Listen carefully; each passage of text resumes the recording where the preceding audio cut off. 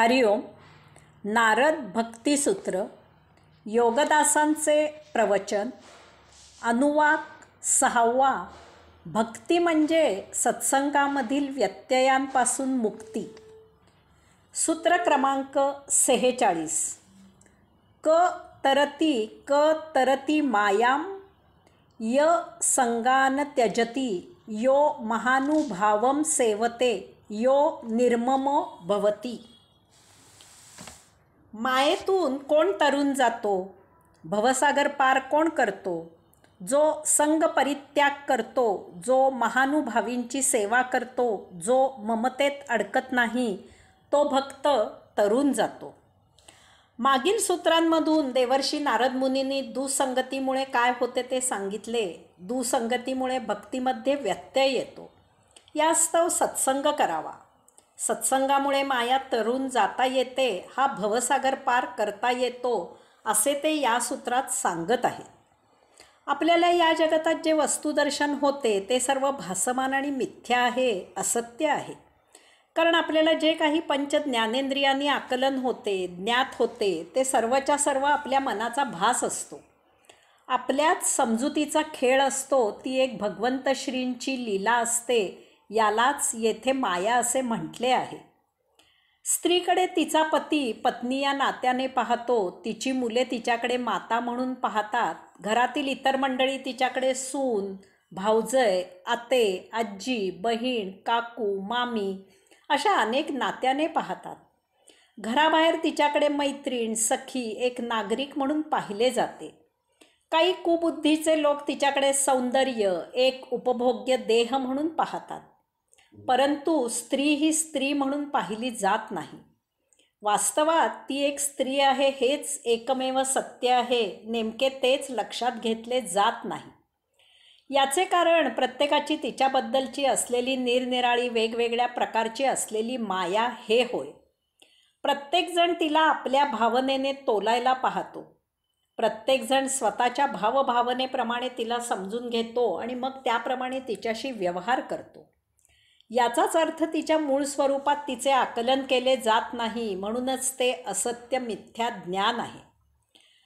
माया म्हणजे भासमान असलेले, सत्य नसलेले, वास्तवात नसलेले, सर्वांना तेच एकच एक न जाणवणारे, प्रत्येकाला ते निरनिराळे आकलन होणारे, प्रत्येकाच्या कल्पनेप्रमाणे जाणवणारे म्हणजे माया होय. सत्य हे त्रिकालाबाधित असले पाहिजे. त्याच्यावर काळाचा परिणाम होऊन ते असत्य सिद्ध होता कामा नये. 1+1=2 हे सत्य आहे आणि ते अनंतकाळ तसेच सत्य राहणार आहे. सत्य जसे एकाला समजले तसेच ते इतरांनाही समजले पाहिजे. एकाला जर परमात्म्याने दर्शन दिले असेल तर तसे दर्शन इतरांनाही झाले पाहिजे, तरच ते दर्शन सत्य आहे. कोणी म्हणू लागला की त्याचा कुत्रा त्याच्याशी बोलतो, तर तो कुत्रा बोललेला इतरांनाही समजला पाहिजे. तसे नसेल तर ते सत्य नाही. सत्य वास्तव असले पाहिजे, ते काल्पनिक असता कामा नये. कोणी म्हणेल की सशाला शिंगे असतात, तर ती तशी सशाला असलेली शिंगे इतरांना दाखविता आली पाहिजेत. हे असे जर नसेल तर ते सत्य नसून ती माया आहे, ती ज्याची त्याची कल्पना आहे. म्हणूनच श्री भगवान शंकराचार्यांनी ब्रह्मसत्या जगत मिथ्या असे म्हटले आहे. ब्रह्म तेवढे सत्य आहे, बाकी सर्व असत्य मिथ्या भास आहे. एक परमात्मा तत्व हेच एकमेव सत्य आहे. बाकी सर्व त्या परमात्मा तत्वाचा खेळ, लीला आहे. सर्व वस्तुजगत हे भासमान आहे. त्यामुळे मानव हे विश्व जसे आहे तसे आकलन करू शकत नाही. त्याच्या भावना, त्याच्या आकलन करून घ्यायच्या ज्ञानशक्तीत व्यत्यय येतात. त्याला वस्तुजगत जसे आहे तसे उमजत नाही आणि म्हणूनच तो वस्तुजगताचा त्याच्या भावनेप्रमाणे उपभोग घेतो. त्यामुळे तो मायेत अडकतो. एकाला वाटते अमुक अमुक प्रकारे करावे आणि दुसऱ्याला वाटते की तेच अमुक तमुक प्रकारे करावे. ते अमुक फक्त मलाच मिळावे असे प्रत्येकालाच वाटते. त्यामुळे प्रत्येकात उपभोगाचा अहंकार उत्पन्न होतो. अशा प्रकारे मानव या मायेत, या भवसागरात अडकतो. मायेमध्ये गुंतलेला, भवसागरात अडकलेला मानव क्षणाक्षणाला भोगापवर्गतेत अडकत जातो. त्याच्या भोगांना सीमा राहत नाही. प्रत्येकात जिद्द, अहमहिका, स्पर्धा लागते. यामध्ये मानवाच्या हातून पाप, अधर्म, अन्याय होत जातो. भोग लालसा आणि त्याचा कर्मभोग वाढत जातो. त्याचा संचय होतो. मानव जन्ममरणाच्या फेऱ्यात अडकतो. मायेमधून तरुण जायचे असल्यास, भवसागरातून सुटका करून त्याच्या पार जायचे असल्यास, भक्ती हाच एकमेव सर्वोत्तम उपाय आहे. त्यासाठी काय करावे ते या सूत्रात देवर्षी नारद मुनींनी सांगितले आहे. त्यासाठी त्यांनी 3 उपाय दिले आहेत. हे 3ही उपाय एकाच वेळी आचरणात आणायचे आहेत. प्रथम म्हणजे संगत्याग सांगितला आहे. सर्व संग त्याग करायचा याचा अर्थ सर्वस्वापासून दूर पळून जायचं नाही.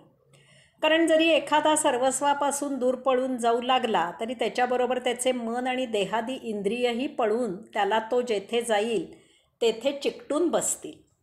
तो जेथे जाईल तेथेही ती कार्यप्रवृत्त होतील. मन आणि देहादी इंद्रिय काही फेकून देता येत नाही. याचा अर्थ तो जेथे जाईल तेथेही तो भोगप्रवृत्तीपासून मुक्त होणार नाही. म्हणून संसारापासून दूर पळून जाऊन त्याग होत नाही. संगत्याग म्हणजे भावभावना आल्या की शांत मनाने हे उमजून घ्यायचे की भावभावना या येणारच. तो मानवाचा स्वभावच आहे. तेव्हा त्यांचे उच्चाटन, त्यांचे दमन न करता त्यांची उपेक्षा करायची. वृत्ती सोडायची, सृष्टी सोडायची गरज नाही. त्यागी आणि भोगी यामुळे योगी होता येत नाही. तर भावभावना आल्या की त्या स्वीकारायच्या आणि आपल्याला पाहिजे तेव्हा, आपल्याला पाहिजे तशा आणि आपल्याला पाहिजे तेवढ्या प्रमाणात त्या वापरायच्या. संसारापासून पळून जायचे नाही. संसारात राहूनच योग साध्य करायचा. चिखलातून कमळ फुलवायचे. संगत्यागाची युक्ती साध्य होण्यासाठी महानुभवींची सेवा करावी. साक्षात्कारींना परमात्म्याची अनुभूती मिळालेली असते. त्यांना या भौतिकापासून योग्य अंतर ठेवून कसे राहावे ते उमजलेले असते. भौतिकात संसारात राहूनही न राहिल्यासारखे कसे वागावे याचे त्यांना स्वानुभवावरून ज्ञान झालेले असते. या वस्तुजगताचा अत्यावश्यक तेवढा सुयोग्य वापर करून परमात्मा कसा साध्य करावा हे त्यांना माहीत झालेले असते. अशा प्रकारे अनुभवाने जे बुजुर्ग असतील त्यांची सेवा करावी असे देवर्षी नारद मुनी सांगत आहेत. त्यांनी महाअनुभवी असा शब्द वापरला आहे. वयापेक्षा अनुभवाला महत्त्व आहे. यास्तव गुरु म्हणून अनुभवाने वृद्ध झालेल्याची निवड करावी. आपणासारिखे करीती तात्काळ असे साधू संतांचे लक्षण सांगितले जाते. त्यांच्या सात्विक व्यक्तित्वाचा आपल्यावर प्रभाव पडतो. त्यांची सेवा म्हणजे त्यांच्या सहवासात राहायचे. महानुभवींच्या सहवासात आपणही त्यांच्यासारखे आचरण करू लागतो. आपल्याकडून संगत्याग आपोआप होतो. ममत्व यामध्ये मी, माझे, माया आणि अहंकाराचा समावेश असतो. महानुभवी निर्मम असतात. त्यांच्या सहवासाने आपण निर्मम व्हायचे म्हणजे माझे, मी ही भावना सोडायची. मायेमधून दूर व्हायचे, अहंकाराचा त्याग करायचा. येथे आपण काहीही घेऊन आलो नव्हतो आणि येथून जाताना आपण काहीही घेऊन जाऊ शकत नाही. तसेच येथे आपण आपल्या मर्जीने आलो नव्हतो आणि आपण आपल्या मर्जीने येथून जाऊ शकत नाही हे पक्के लक्षात घ्यावे. त्याचप्रमाणे येथे जे काही आहे ते आपण निर्माण करत नाही. येथे अगोदरच असलेल्या वस्तू आपण वापरतो. कोणीही कोणाचा नसतो. जो तो आपण स्वतःचा असतो. हे आत्मसात करण्यासाठी इदम न मम ही भावना जोपासावी आणि येथे जे काही आहे ते त्या परमात्म्याचे आहे हे लक्षात घ्यावे.